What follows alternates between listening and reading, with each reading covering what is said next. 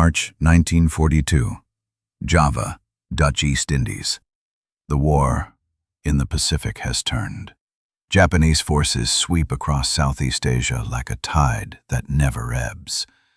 In their path, thousands of Allied civilians, mostly women and children, suddenly cut off from home. Hospitals close, ships sink, escape becomes impossible. And one by one, they are herded behind bamboo fences into camps. To the Japanese army, these women are enemy nationals.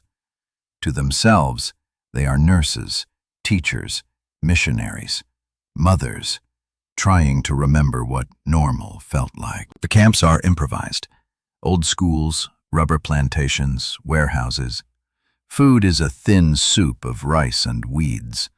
Malaria, dysentery, exhaustion, constant companions. Guards bark orders they don't understand. Heat and humiliation do the rest. But something unexpected happens. Instead of collapsing, the prisoners organize. They form committees: medical, sanitation, education. They hide scraps of paper to teach the children. They take turns singing lullabies at night because silence, they say, feels like death. Even here, hierarchy returns. The Dutch women, the British nurses, the Australian volunteers. Arguments spark about rationing, about pride, about whose suffering counts most.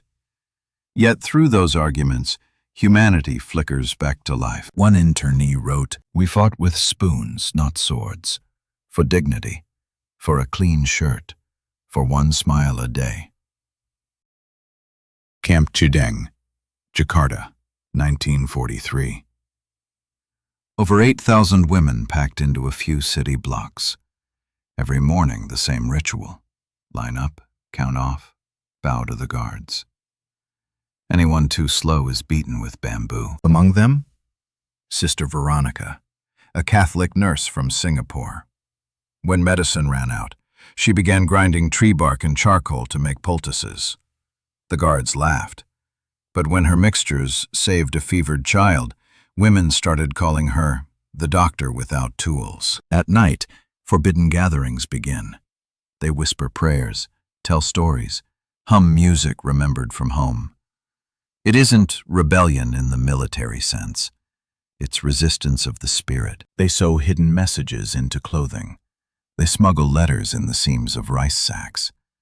Every act of care becomes an act of defiance. Then, July 1944, the guards announced that all radios and books will be confiscated. Information, the last bridge to the outside world, is severed. Here, that night, a group of women led by Margaret Dryburgh, a British missionary, sits in darkness. She hums the slow bars of Dvorak's New World Symphony. Another woman joins in, imitating the cello line, then the flutes, then the horns. Within minutes, a full orchestra of human voices fills the barracks. No instruments, only memory. It becomes the vocal orchestra. Every Sunday they perform secretly, recreating symphonies note by note. Their music drifts across the compound, and even the guards pause to listen. "We remembered who we were," one woman said. "For 2 minutes, we were free." But freedom has its cost.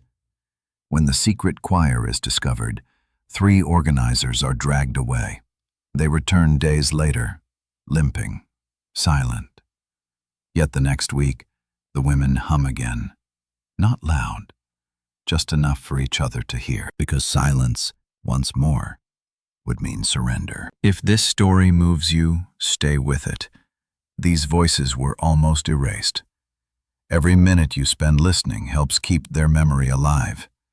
Subscribe, share, or simply remember them, because the greatest battles in war aren't always fought with guns. Palembang Camp, Sumatra, 1945.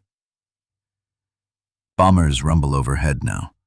The Allies are returning. Hope rises, then fades when guards order a forced march. Hundreds collapse on the jungle road. Rain soaks their thin dresses, leeches crawl up their legs. Still, they carry each other. A dying woman whispers, "Don't let them make us animals." They reach a clearing and are told to dig trenches. Rumors spread. Mass execution. Instead, days later, the guards flee. The war is over, but by then, fewer than half are still alive. When Allied troops arrive, they expect broken victims. What they find are women standing in formation, singing the hymn they had sung in secret. Voices cracked but steady. One soldier wrote, "They saluted us, not as rescued prisoners, but as survivors of their own kind of war." In the weeks that followed, reporters asked them how they endured. Most simply said, "We kept each other human." They refused to speak of vengeance.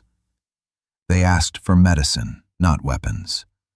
And when the war crime trials began, some testified, not out of hatred, but to make sure no one forgot. Decades later, survivors would gather every year. They'd sit in a circle, place a single mirror in the center, and look at their reflections in silence. A ritual they called proof of life. Because in those camps, mirrors had been banned. The guards said women didn't need to see themselves. But they remembered every line of every face. History books rarely mentioned them. No medals, no monuments.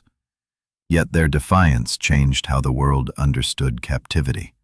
They showed that dignity can be rebuilt from ashes, that compassion can survive starvation, that humanity itself can be a weapon. When Sister Veronica was asked late in life what kept her alive, she smiled and said, "We were ordinary women. We just refused to stop being human." War strips away everything except choice. These women chose kindness. Join me in the next How One Female Spy Survived a Nazi Prison and Never Spoke Again.